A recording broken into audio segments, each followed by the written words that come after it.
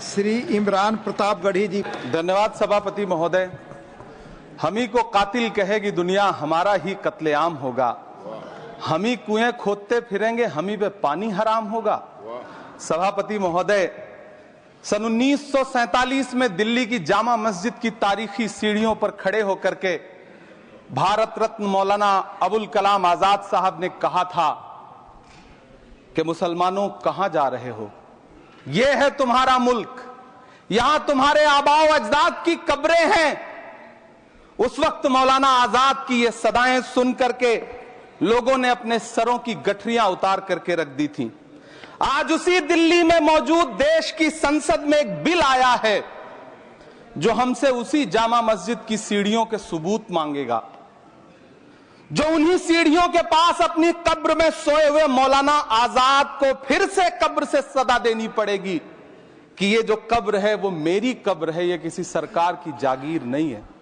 सभापति महोदय, मैं जहां खड़ा हूं इसी संसद भवन के सामने सड़क के उस पार अपनी कब्र में सोए हुए भारत के पूर्व राष्ट्रपति फखरुद्दीन अली अहमद की कब्र है। शायद अब उस कब्र से भी सदाएं आए कि ये कब्र मेरी कब्र है, ये सरकार की जागीर नहीं है। सभापति महोदय, मैं वक्फ कानूनों में किए जा रहे संविधान विरोधी बदलावों के खिलाफ बोलने के लिए खड़ा हुआ हूं। संविधान का आर्टिकल 14 हो, 29 हो, 30 हो, चीख चीख कर कहता है कि देश में सब बराबर के हकदार हैं। आर्टिकल 26 कहता है कि सबको अपने अपने मजहबी कामों के लिए मंदिर, मस्जिद, गिरजाघर, गुरुद्वारों का निर्माण करने का हक है और उसका रखरखाव का भी हक है। लेकिन डॉक्टर बाबा साहब अंबेडकर के संविधान को हर दिन कुचलने वाली ये सरकार देश के मुसलमानों से नफरत में इतनी अंधी हो गई है कि खुलेआम देश की संसद में देश सरकार के माइनॉरिटी मिनिस्टर साहब और होम मिनिस्टर साहब झूठ बोलते हैं और देश को गुमराह करते हैं, झूठ शब्द असत्य बोलते हैं। सरकार ने इस बिल का नाम उम्मीद रखा है। मंत्री जी कल से इसे देश के मुसलमानों के लिए नई उम्मीद बता रहे हैं। नहीं मंत्री जी, न तो यह बिल मुसलमानों के लिए नई उम्मीद है और न ही उम्मीद की नई किरण। सभापति महोदय, भाजपा ने पूरे देश में वक्फ के नाम पर कई सारे झूठ फैलाए हैं। आइए आज उनकी सच्चाई पर बात करते हैं। वक्फ ट्रिब्यूनल को ऐसे बताया जाता है जैसे वक्फ ट्रिब्यूनल कोई मजहबी खाप पंचायत हो। सभापति महोदय, जबकि सच्चाई यह है कि वक्फ ट्रिब्यूनल भी तो सरकारी न्यायिक विभाग है जिसमें सरकार द्वारा नियुक्त जज होते हैं, जिसमें प्रशासनिक अधिकारी होते हैं, कहीं ऊपर से थोड़ी आ गए।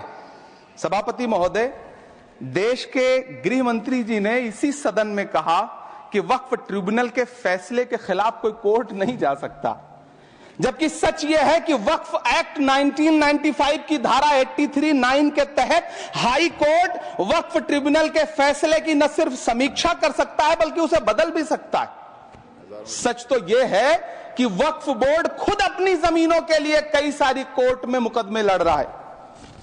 सभापति महोदय, दिल्ली की जिन 123 संपत्तियों को लेकर कल माइनॉरिटी मिनिस्टर, होम मिनिस्टर साहब और अभी आदरणीय नेता सदन बात कर रहे थे, आइए उनकी सच्चाइयों पे भी बात करते हैं।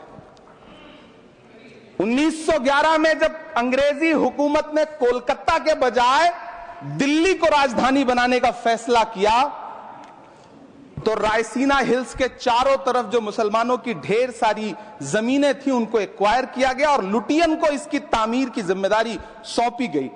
सेंट्रल विस्टा की तरह लुटियन जोन का मेगा प्लान तैयार हुआ, लेकिन उस वक्त के मुसलमानों ने उस वक्त की अंग्रेजी हुकूमत से अपनी इबादत गाहों को बचाने के लिए लड़ाई लड़ी।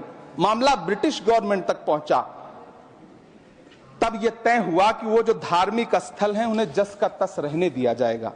इंडिया गेट के बगल वाली मस्जिद हो, जाप्तागंज, सुनहरी बाग मस्जिद हो, पार्लियामेंट रोड वाली मस्जिद हो, ऐसी 123 संपत्तियों के मैनेजमेंट के लिए 1913 में मुसलमान वक्फ वैलिडेशन एक्ट बना और उसके बाद एक नया शहर बसाया गया जिसे लुटियंस जोन का नाम दिया गया। फिर 1943-45 के बीच एक और समझौता हुआ आजादी से पहले उसके तहत काफी सारी वक्फ जायदादों को सुन्नी मजलिस औकाफ बनाकर उसके अंडर किया गया ताकि उसकी देखरेख की जा सके। गृह मंत्री जी 2 दिन से सदन में जो बात कह रहे हैं वो दरअसल 123 संपत्तियां उसी सुन्नी मजलिस औकाफ के तहत आती। सभापति महोदय, आजाद भारत आजाद हुआ।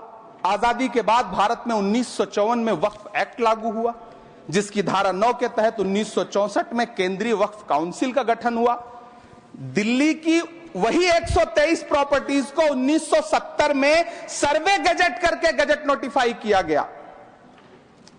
इसके निपटारे के लिए पूर्व प्रधानमंत्री इंदिरा जी के द्वारा 1974 में एक बर्नी कमेटी बनाई गई। बर्नी कमेटी ने 1976 में इन 123 संपत्तियों को दिल्ली वक्फ बोर्ड की संपत्ति होने की रिपोर्ट सौंपी। उस रिपोर्ट के आधार पर 1984 में कांग्रेस सरकार ने उन 123 प्रॉपर्टीज को दिल्ली वक्फ बोर्ड को सौंपने का फैसला किया, जिसके खिलाफ विश्व हिंदू परिषद कोर्ट गई। मामला 2011 तक पेंडिंग रहा। फिर 2011 में कोर्ट ने सरकार को आदेशित किया कि इसका निपटारा करो। तब 2013 में तत्कालीन यूपीए सरकार ने दिल्ली की उन्हीं 123 जायदादों को बर्नी कमेटी की सिफारिशों के मुताबिक वक्फ बोर्ड के हवाले किया। यही वो प्रॉपर्टीज हैं जिनके नाम से गृह मंत्री जी कल से कांग्रेस को कोस रहे हैं। फिर आई 2014 में भाजपा की सरकार, जो तब से इन जमीनों को हड़पने की साजिश कर रही है। जिस बिल को मुसलमानों के हुकूक की हिफाजत करने वाला बिल बताया जा रहा है, उसी को पेश करने के लिए और उस पर बात करने के लिए लोकसभा में भाजपा सरकार के पास एक भी मुस्लिम सांसद नहीं है। जिस वक्त, मैं लोकसभा कह रहा हूं, सुना करिए, जिस वक्फ बिल को मुस्लिम महिलाओं को हक दिलाने वाला बताया जा रहा है, उसे संसद में पेश करने वाली पार्टी के पास न तो राज्यसभा में, न लोकसभा में, न देश की किसी विधानसभा में एक भी मुस्लिम महिला सदस्य नहीं। कल किरण रिजिजू जी कह रहे थे कि रेलवे की जमीनें देश की जमीनें हैं, डिफेंस की जमीनें देश की जमीनें हैं। हां मंत्री जी, हैं, बिल्कुल हैं। ये जो वक्फ की जमीनें हैं, ये हमारे पुरखों ने धार्मिक कामों के लिए डोनेट किया है। तो हम भी तो इसी देश के नागरिक हैं, हम भी तो इसी देश के बेटे हैं, तो वक्फ की जमीनें भी तो इसी देश की जमीनें हैं। उनको पराया क्यों बोलते हैं आप? सभापति महोदय, अशफाकुल्लाह खान जब फैजाबाद की जेल में फांसी के फंदे पर झूल रहे थे, तो इसी देश की जमीन के लिए झूल रहे थे ना। सभापति महोदय, अंडमान की जेल में काला पानी की सजा काटकर अपनी जान देने वाले मौलाना फजले हक खैराबादी हो या शेर खान अफरीदी हो, वो भी तो इसी जमीन के लिए अपनी जान दे रहे थे ना। सभापति महोदय, पाकिस्तान के खिलाफ लड़ते हुए अपनी जान देने वाले महावीर चक्र विजेता ब्रिगेडियर उस्मान हो या पाकिस्तान के पैटर्न टैंक उड़ाने वाला परमवीर चक्र विजेता वीर अब्दुल हमीद हो, वो भी तो इसी जमीन के लिए अपनी जान दे रहा था ना। और मंत्री जी, मैं इस सदन में अलल ऐलान ये कहता हूं कि जब भी इस देश की जमीन को लहू की जरूरत होगी, आपसे 2 कदम आगे इमरान खड़ा मिलेगा। ये मैं आपसे यकीन दिलाते हुए कह रहा हूं। सभापति महोदय, मैं सरकार से कहना चाहता हूं, हमसे हमारी इबादत गाहें तो मत छीनिए ना, हमारे घरों पे बुलडोजर तो मत चलाइए ना, हमारी कब्रों में तो हमें सुकून से सोने दीजिए ना। सभापति महोदय, माइनॉरिटी मिनिस्ट्री का बजट कट करके मुस्लिम बच्चों की स्कॉलरशिप बंद करके अब सरकार कह रही है कि हम वक्फ की आमदनी से गरीब मुसलमानों का भला करेंगे। गुजरात की बेटी बिल्किस के बलात्कारियों की रिहाई के बाद उन्हें माला पहनाने वाली लोगों के नेता ये कह रहे हैं कि यह बिल मुस्लिम महिलाओं को उनका हक दिलाएगा। धन्यवाद मोदी जी, क्या बढ़िया सौगातें मोदी दे रहे हैं आप। पहले हमें गुजराते मोदी दिया, आप सौगाते मोदी दे रहे हैं। लेकिन यह सरकार इतना याद रखे कि इसी ठसक के साथ देश की संसद में सीए का कानून भी लाया गया था और कहा गया था बड़े बड़े भाषण देकर के कि पड़ोसी देशों से हिंदू भाइयों को ला करके यहां नागरिकता दी जाएगी। लेकिन मैं आपके संज्ञान में लाता हूं सर कि पिछले इतने दिनों में इनसे नागरिकता लेने के लिए 2000 व्यक्ति भी नहीं आए, जबकि इसके उलट इन्हीं की सरकार में पिछले 10 साल में 15 लाख से ज्यादा भारतीयों ने भारत की नागरिकता छोड़ करके दूसरे देश में जाकर के बस गए। यह हुआ उस कानून का अंजाम। सभापति महोदय, इसी तरह की जिद के साथ किसानों के खिलाफ भी कानून लाए गए थे। जिस तरह आज वक्फ के फायदे गिनाए जा रहे हैं, उसी तरह से किसानों को भी कृषि कानूनों के फायदे गिनाए गए थे। लेकिन अंजाम क्या हुआ? 700 किसानों की शहादत लेने के बाद सरकार को अन्नदाता किसानों के सामने घुटने टेकने पड़े और कृषि कानून वापस लेने पड़े। जिल्ले इलाही, जमहूरियत जो है वो नफरत और ठसक से नहीं चलती है, अकड़ से नहीं चलती है। उसमें सबकी हिस्सेदारी जरूरी है। कल देश के माइनॉरिटी मिनिस्टर ने लोकसभा में खड़े होकर एक शेर सुनाया था कि मुझसे कोई बदगुमान न हो, तो मैं उन्हें एक शेर सुनाना चाहता हूं कि मैं आज जद पे हूं तो इतना खुशगुमान न हो, मैं आज जद पे हूं तो इतना खुशगुमान न हो, चराग सबके बुझेंगे हवा किसी की नहीं। नीतीश कुमार जी हो, चंद्रबाबू नायडू जी हो, चिराग पासवान जी हो, जयंत चौधरी जी हो, देवे गौड़ा जी हो, जीतन राम मांझी जी हो, सबको समझना पड़ेगा कि जब जंगल में आग लगती है तो न वो बरगद बचते हैं जो हवा को आंधी में तब्दील करते हैं, न वो बांस बचते हैं जो आपसी रगड़ से चिंगारी पैदा करते हैं।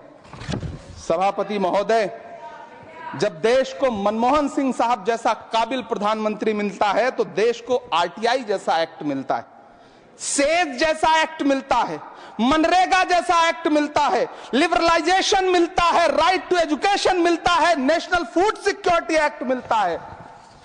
लेकिन जब देश को सौगातें मोदी मिलती है तो क्या मिलता है? सीए मिलता है, फॉर्म्स लॉ मिलता है, आर्टिकल 370 मिलता है, इलेक्टोरल बॉन्ड जैसा एक्ट मिलता है और वक्फ अमेंडमेंट एक्ट जैसे बिल देश को मिलते हैं। मुझे तो अपने हमवतन भाइयों से पूछना है कि आपको अपने बच्चों की तरक्की, खुशहाली और नौकरी की दरकार है या फिर मुसलमानों की दान की गई जमीनों को लूटकर धन्ना सेठों को देने की साजिश करने वाले कानून की? सभापति महोदय, यह सरकार रात के 3 बजे तक पूरे देश को जगा करके संसद में अपने ही नागरिकों को नीचा दिखाने के लिए वक्फ बिल ला रही थी, तो उधर रात के 1:30 बजे अमेरिका हम पर 26% टैरिफ लगा रहा था। सरकार की प्राथमिकताएं देश को पता। सभापति महोदय, मैं बहुत भावुक हूं आज, और मुझे अच्छा लगा कि आदरणीय नेता सदन जगत प्रकाश नड्डा जी ने बहुत अच्छी बातें भी की, मन से बातें की। क्योंकि उनके नाम में प्रकाश जुड़ा है तो मैं उनमें हमेशा एक रोशनी की किरण देखता हूं। मैं उनके सामने बहुत अदब से यह बात कहना चाहता हूं कि चरागों के सफर में दबदबा हो आंधियों का तो फिर अंजाम जुल्मत के सिवा कुछ भी नहीं होगा। यह दुनिया नफरतों के आखिरी स्टेज पर है, इलाज इसका मोहब्बत के सिवा कुछ भी नहीं होगा। मैं भावुक हूं, मेरी पलकें गीली हैं।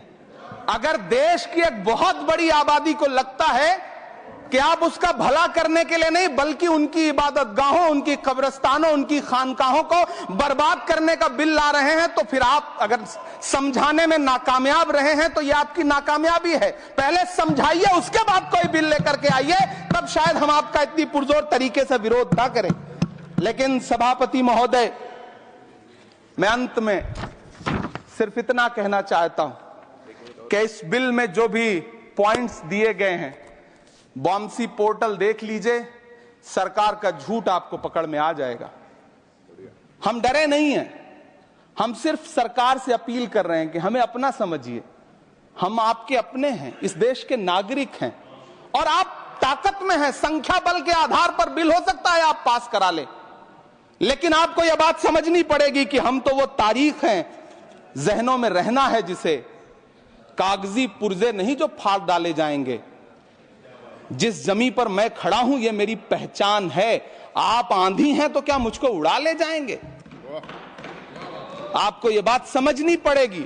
आपको अगर इतना विपक्ष की तरफ से पहले जेपीसी में इतने सारे पॉइंट्स आए और उसके बाद कल से लोकसभा में और राज्यसभा में सुझाव आप सुनने को तैयार नहीं है, लोगों की शंका को दूर करने के बारे में आप बिल्कुल सोच नहीं रहे, बस आप कह रहे हैं यह बिल उम्मीद की नई किरण है। नहीं साहब, इसे भले किरण जी लेके आए हैं, लेकिन ये उम्मीद की नहीं बल्कि नाउम्मीदी की किरण है। और इस देश की एक बहुत बड़ी आबादी इस बात से खदशे में है, शक में है कि आप सीधे उनकी जमीनों को लूट करके धन्ना सेठों को बेचना चाहते हैं। मेरी अब भी आपसे अपील है कि इस बिल को वापस लीजिए। यह बिल कहीं से आपके अपने नागरिकों के लिए अच्छा नहीं है। यह बिल सिर्फ इस देश के मुसलमानों को नीचा दिखाने का और अपने एक ऐसे मतदाता वर्ग को खुश करने का बिल है जिनको इस बिल के पास हो जाने से कुछ मिलेगा भी नहीं, लेकिन आप एक नैरेटिव देना चाहते हैं, एक मैसेज देना चाहते हैं।